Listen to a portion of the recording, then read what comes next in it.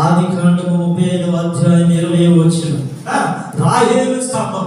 రాహేలు ఒక ప్రతిష్ఠ కలిగిన మనిషి, సమర్పణ కలిగిన జీవితం కలిగిన మనిషి.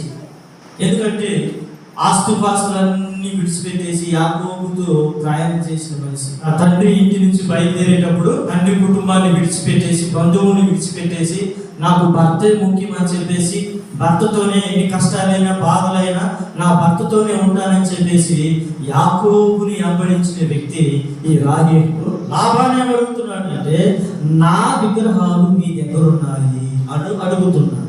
సరుకులు సైతానికి సంబంధించిన సరుకు ఏమన్నా దగ్గర, సైతానుకు సంబంధించిన సరుకు నీ దగ్గర ఉంటే వచ్చేస్తాడు. నువ్వు పోతే పోయావు కానీ, తండ్రి ఇంటికి వార్చగలిగిన వాడువై వెళితే వెళ్ళావు కానీ, నా సరుకు నీ దగ్గర ఉంది. అమ్మా, బాప్తిజం తీసుకున్నావా? మంచిది. రక్షణ పొందావా? ఇంకా మంచిది.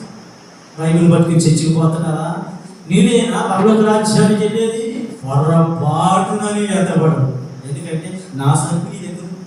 లాభాలు అడుగుతున్నాడు. ఓ యాకోబు, తండ్రి ఇంటికి వార్చగలవాడు వెళితే వెళ్ళావు కానీ, నా విగ్రహాలు నీ దగ్గర ఉన్నాయి. యాకోబు అంటున్నాడు, ఎవరి దగ్గర అయితే ఉంటాయో వాడు బ్రతకకూడదని చెప్పినప్పుడు, ఎత్తుకో, గుడారాలని ఎత్తుకో, నీకు సంబంధించిన తీసుకో అన్నాడు. అప్పుడు ఫస్ట్ యాకోబు గుడారాలను దర్శించాడు. మామయ్య కనిపించిన పెద్ద భార్య లేదా గుడారం దగ్గరికి వెళ్ళాడు. ఆమె దగ్గర కూడా కనిపించాడు.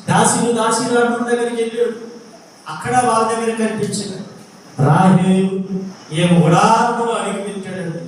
ఆమె ఆ విగ్రహాలని ఒక వంటి సామానులో దాచిపెట్టేసి కూర్చుని దాన్ని. తండ్రి విగ్రహాల మీద ప్రేమ, లోక ప్రేమ.